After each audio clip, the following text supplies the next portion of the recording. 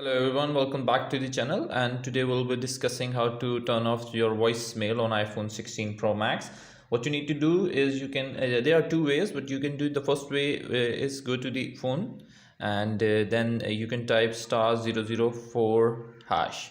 By doing this, you can easily call and turn off your phone voicemail through the carrier easily.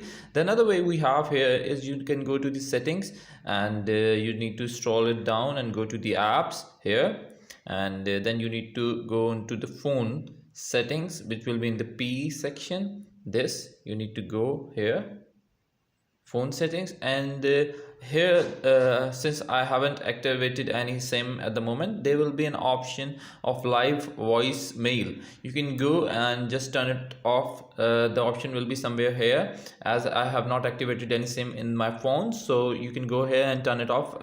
By doing this, you will not receive any voicemail to your iPhone 16 Pro Max.